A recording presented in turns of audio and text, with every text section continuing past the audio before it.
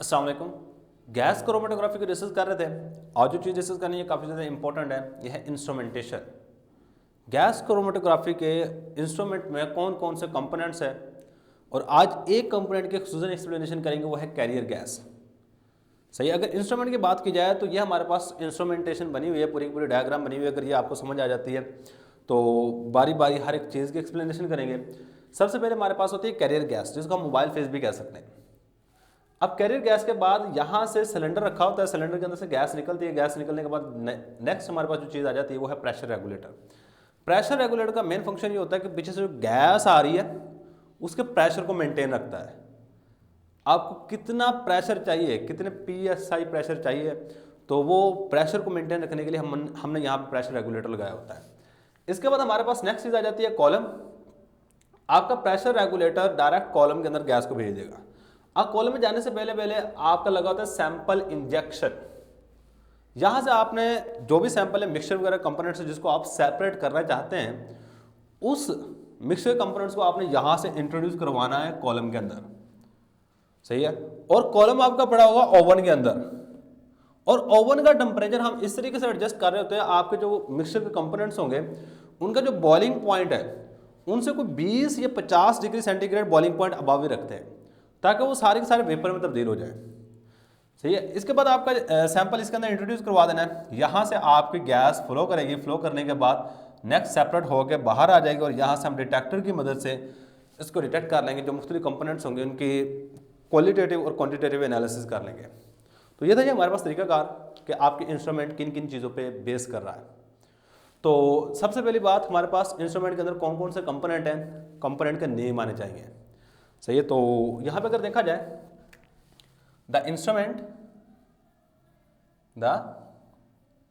Instrument of GC gas chromatography is mainly consist of following parts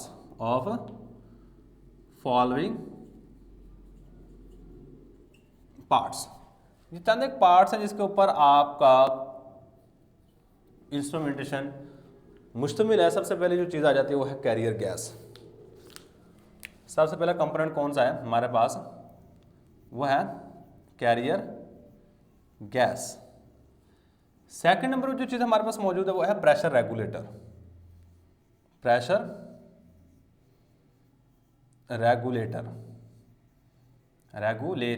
ये second part आ गया। इसके बाद अगर थर्ड पार्ट की बात की जाए तो वो है सैंपल इंजेक्शन, या ओवन कह लो या आपकी अपनी मर्जी है। पहले ओवन कह लो, ओवन है। ओवन के बाद हमारे पास है sample injection.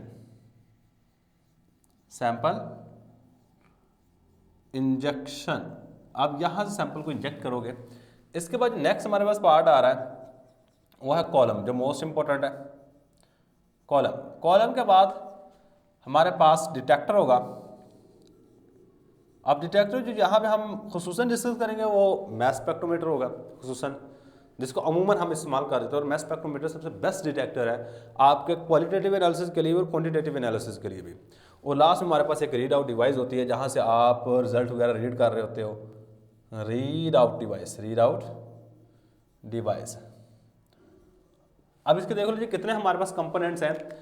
Career gas, pressure regulator, oven, sample injection, 4, 5, 6, 7, column, detector and read out device.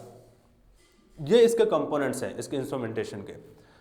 अब सबसे पहले जो कंपोनेंट है वो है कैरियर गैस। कैरियर गैस को मोबाइल फेज भी गैस क्रोमेटोग्राफी में कह सकते हो। क्या है जी हमारे पास, यहां पे हेडिंग दे दो, कैरियर गैस। अगर मैं कैरियर गैस की बात करूं, carrier gas is also known as mobile phase in gas chromatography. Carrier gas is also known as mobile phase. इसको मोबाइल फेज भी कह सकते हैं, mobile phase in gas chromatography, GC। Gas chromatography में इसको मोबाइल फेज का भी नाम दे सकते हो। अब एक बात याद रखिए, कैरियर वर्ड का मतलब क्या होता है। कैरी देखें आपने, कैरियर वर्ड कैरी से निकला है। कैरी का मतलब होता है लेके जाना, कैरियर साथ लेके जाने वाला, कैरी मतलब लेके जाना, वर्ब है, कैरियर नाउन है, साथ लेके जाने वाला। क्या मतलब साथ लेके जाने वाला? आप देखो जी यहां से कैरियर गैस को इंट्रोड्यूस करवाओगे, यहां से सैंपल के जो मुख्तलिफ कंपोनेंट्स होंगे उनको जो साथ लेके जाती है वो कैरियर गैस होती है, और यही हमारे पास मोबाइल फेज होती है। मतलब याद रखिए कैरियर मीन साथ लेके जाने वाला। किसको साथ लेके जाने वाला? आपका जो सैंपल होगा, सैंपल के मुख्तलिफ कंपोनेंट्स को आगे यही बहा के लेके जा रही होती है, वो आगे जाके चेक करेंगे हम। सही है, तो कैरियर गैस हमारे पास मोबाइल फेज भी कहला रही होती है। अगर कैरियर गैस की यहाँ पे बात की जाए तो बच्चे कैरियर गैस मोस्ट इंपॉर्टेंट है यहाँ पे। अब कैरियर गैस आपने कुछ कंडीशंस होती हैं, जो कंडीशंस आपने खुसूसन जहन में रख के कुछ कैरियर गैस को यूज़ करना होता है। पहले नंबर पे आपकी कैरियर गैस इनर्ट होनी चाहिए, वो केमिकली रिएक्ट ना करे आपके सैंपल के साथ। ऐसा ना हो कि आप कैरियर गैस ऐसे यूज़ कर लो वो आगे जाकर सैंपल के साथ रिएक्ट किए खड़ी हो, ऐसा ना हो। सही है, ये हमारे पास चंद एक आगे जाकर मजीद कैरेक्टरिस्टिक्स लिख लेंगे, लेकिन यूजुअली हम कैरियर गैस इस्तेमाल कर रहे होते हैं वो यहाँ पे हम लिख लेते हैं यूजुअली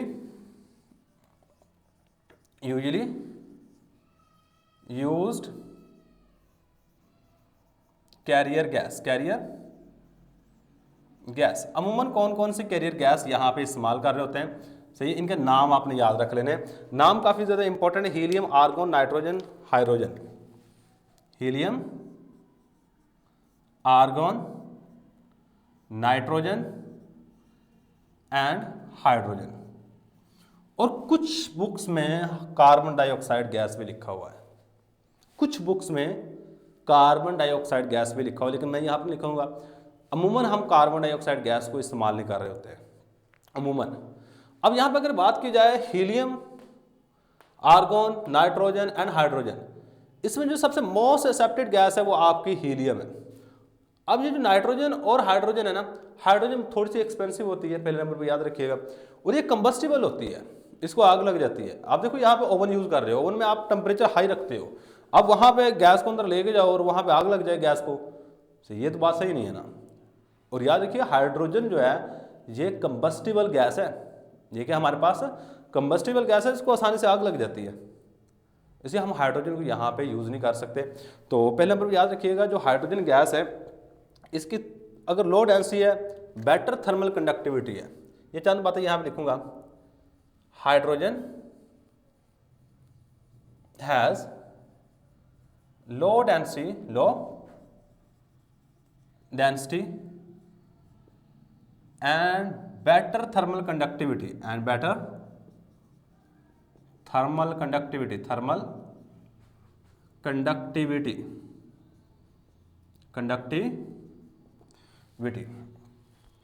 हाइड्रोजन की डेंसिटी लो होती है, सबसे लो डेंसिटी हाइड्रोजन की है और उसकी बेटर थर्मल कंडक्टिविटी होती है, लेकिन इसका एक नुकसान ये है कि इसको आग लग जाती है और ये अनसैचुरेटेड हाइड्रोकार्बन या अनसैचुरेटेड कंपाउंड के साथ रिएक्ट कर जाती है। आपने ये पढ़ा होगा कि जहाँ पे डबल बॉन्ड होता है, यहाँ पे जिस तरह आपने अल्कीन वगैरह के रिएक्शन किए होंगे बेसिक लेवल में, यहाँ पे अगर हाइड्रोजन से रिएक्ट करवाने के बाद हाइड्रोजन एक यहाँ पे ऐड हो जाएगी, एक हाइड्रोजन यहाँ पे ऐड हो जाती है, मतलब अनसैचुरेटेड कंपाउंड के साथ ये रिएक्ट कर जाती है।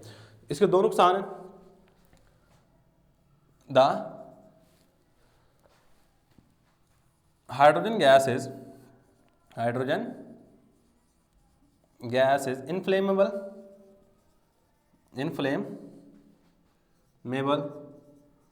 and reacted with, और सेकंड इसका नुकसान ये है, and reacted with unsaturated hydrocarbon. So ये हाइड्रोकार्बन की निस्बत ना आप ऑर्गेनिक कंपाउंड के लिए ज़्यादा अच्छा है। Organic compounds unsaturated organic compound के साथ ये रिएक्ट कर जाती है, उनकी हम आइडेंटिफिकेशन कर ही नहीं सकते, क्योंकि आप तो इसको सेपरेट करना चाहते थे, आगे आपकी एल्केन बनी खड़ी होगी। सही है, तो ये हमारे पास इसके डिसएडवांटेज है जिसकी वजह से हम हाइड्रोजन को अमूमन इस्तेमाल नहीं कर रहे होते। इसके बाद अगर मैं सेकंड नंबर पर बात करूँ, बच्चे सेकंड नंबर पर हमारे पास मौजूद है नाइट्रोजन लेस एक्सपेंसिव गैस है, बहुत लेस एक्सपेंसिव है, लेकिन इससे रेजोल्यूशन अच्छी नहीं आती। सही है, तो रेजोल्यूशन से मुराद क्या, आपके जो कंपोनेंट्स होंगे वो अच्छे तरीके से सेपरेट नहीं हो पाते, ये इसका डिसएडवांटेज है। सेंसिटिविटी कह सकते हैं इसकी, लोअर सेंसिटिविटी है। nitrogen N2 gas is less expensive and have lower sensitivity या फिर have not better resolution, have not better separation, जो भी लिखना चाहते हैं आप अपनी मर्जी से लिख सकते हैं। और सबसे बेटर जो गैस है बच्चे वो हमारे पास हीलियम है, जो मोस्ट वाइडली यूज है। Most preferred gas is most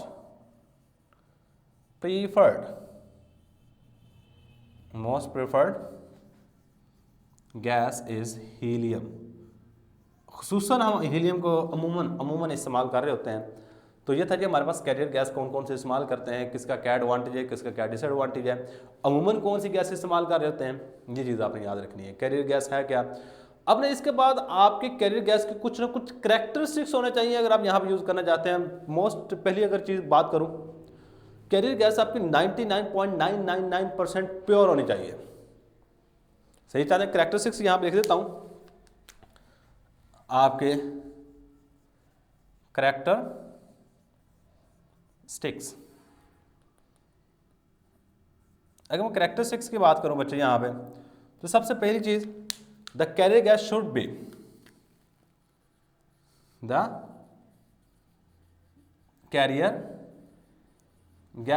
B carrier gas होनी चाहिए हाईली प्योर, बिल्कुल प्योर होनी चाहिए। सही कितनी होनी चाहिए, मैं यहाँ पे एग्जांपल देता हूँ 99.999%, ऑलमोस्ट 100% बिल्कुल प्योर होनी चाहिए। अगर आप चाहते हो कि आपकी बेटर सेपरेशन हो, अगर थोड़ी सी भी इम्प्योरिटी आई आपकी सेपरेशन इफेक्ट हो जाएगी, वो सेपरेशन नहीं मिलेगी जो आप करना चाहते हो, आपके रिजल्ट सही तरीके से आएंगे नहीं। तो पहले नंबर पर जो चीज़ मोस्ट इंपॉर्टेंट है आपकी गैस बिल्कुल प्योर होनी चाहिए। इसके बाद अगर सेकंड नंबर बात की जाए, आपने ऐसी गैस यूज करनी होती है जो आपके मिक्सचर के कंपोनेंट के साथ रिएक्ट ना करे या केमिकली कंबाइन ना हो। सही है। तो नेक्स्ट हमारे पास क्या प्रॉपर्टी होनी चाहिए, the career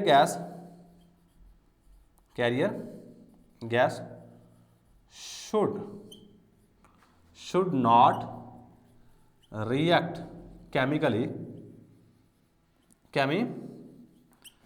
with mixture, components of mixture.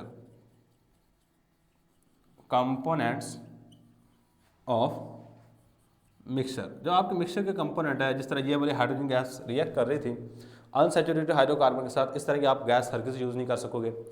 क्यों? क्योंकि अगर ये आगे जाके रिएक्ट कर लिए कोई नई चीज़ बना दी, हम जिस चीज़ को सेपरेट करना चाहते हैं वो चीज़ सेपरेट हुई नहीं है, आपको क्वालिटेटिव एनालिसिस बिल्कुल ख़राब आएगा। हम लास्ट में ये आपको सिग्नल देगी अल्केन का, हालांकि थी अल्कीन। यानी जो चीज़ थी उसका सिग्नल नहीं मिलेगा, जो चीज़ नहीं थी उसका सिग्नल मिल रहा होता है। तो इस चीज़ से बचने के लिए हमने अमूमन कैरियर गैस वो यूज़ करनी होती है जो आपके कंपोनेंट्स ऑफ मिक्सचर के साथ रिएक्ट ना करें, ये बात याद रखनी है। इसके बाद इट शुड बी इनर्ट, यानी जो ऊपर बात की है इसको सिंपल में कहूँ, इट शुड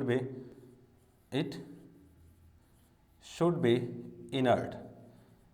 इसको किसी चीज़ के साथ रिएक्ट नहीं करना चाहिए। इट शुड बी इनएक्सपेंसिव, ये नेक्स्ट हमारे पास कैरेक्टरिस्टिक्स है। इट शुड बी इनएक्सपेंसिव मतलब ये महंगी नहीं होनी चाहिए, सस्ती होनी चाहिए। बिकॉज क्यों?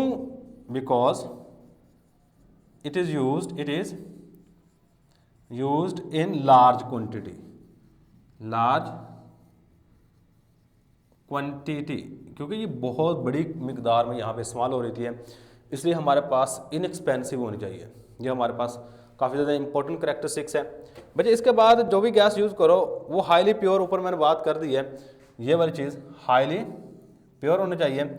इसके बाद एक और चीज़ याद रखिएगा, अगर इसको सिंपल लिख दोगे ना, highly pure and do not react with chemically inert and inexpensive, ये मेन वर्ड हैं जो कि आपने यहाँ पे याद करने होते हैं। सही है। और इसके बाद आपने ऐसी कैरियर गैस यूज़ करनी होती है जो कि आपको डिटेक्टर पे कोई रिस्पॉन्स, जो आपका एनालाइट लेके जा रही है उसको कोई ना कोई रिस्पॉन्स शो करवाए। सही है। या गिव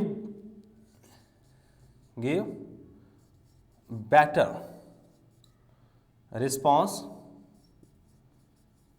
ऑफ एनालाइट। एनालाइट का बेटर रिस्पॉन्स है इन डिटेक्टर में हम ऐसी गैस यहाँ पे इस्तेमाल कर रहे होते हैं। इसके बाद आपके जो भी गैस यूज़ करो वो इजी टू हैंडल होनी चाहिए, easy to handle. It should be easy to handle. जो भी गैस इस्तेमाल करो वो इजीली अवेलेबल होनी चाहिए। नेक्स्ट में लिखूंगा इजीली अवेलेबल, आसानी से मिलनी भी चाहिए, अवेलेबल। नेक्स्ट अगर बात करूं, it should not cause risk of fire. It should not cause risk of fire. आग वगैरह लगने का भी कोई खतरा ना हो, आपने ऐसी कैरियर गैस को इस्तेमाल करना है। अच्छा, जो भी कैरियर गैस इस्तेमाल करेंगे एक बात याद रखिएगा, उसका अमूमन जो प्रेशर हम रखते हैं यहाँ पे, ये प्रेशर रेगुलेटर लगाया होता है, वो तकरीबन 10 से 50 PSI रखा जाता है। प्रेशर के मुतालिक थोड़ी सी लिख लें। प्रेशर, आपका pressure should be the pressure of carrier gas should be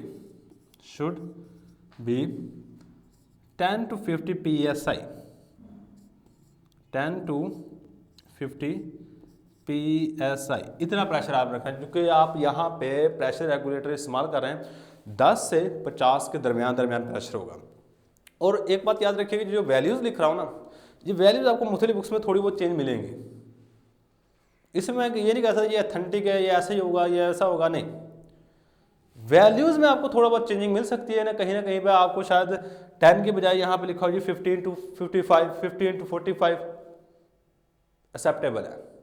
लेकिन कोशिश करनी है कि राउंड ऑफ थोड़ा बहुत इसके करीब ही हो। जितनी भी वैल्यूज होगी, ऐसा नहीं होगा कि एक वैल्यू आपको 10 से 50 में तो एक आपको मिल जाएगी 10 से 500 में, ऐसा भी नहीं है। राउंड अबाउट आपको मिल रही होती हैं। तो वैल्यूज में मैं इतना ज़्यादा वो कन्फर्मेशन नहीं कहूँगा कि वैल्यू जो भी बता रहा हूँ ये बिल्कुल 100% एक्यूरेट है। इसके बाद अगर मैं देखो, एक होता है फ्लो रेट के आपके कॉलम के अंदर से कैरियर गैस कितने मिनट में कितनी फ्लो करती है। कॉलम हमारे पास दो तरह के होते हैं, एक होता है पैक्ड कॉलम, वो आगे जाकर डिस्कस करेंगे। एक होता है हमारे पास कैपिलरी कॉलम। दोनों में फ्लो रेट डिफरेंट होना चाहिए।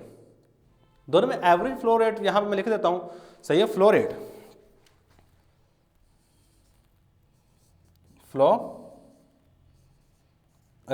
अगर फ्लो रेट की बात की जाए तो दो तरह के फ्लो रेट आपने यहां पे याद रखने हैं। एक है हमारे पास 25 to 150 ml पर मिनट, और एक फ्लो रेट है 2 to 25 ml पर मिनट।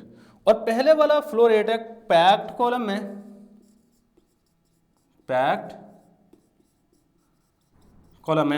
और ये वाला हमारे पास है कैपिलरी कॉलम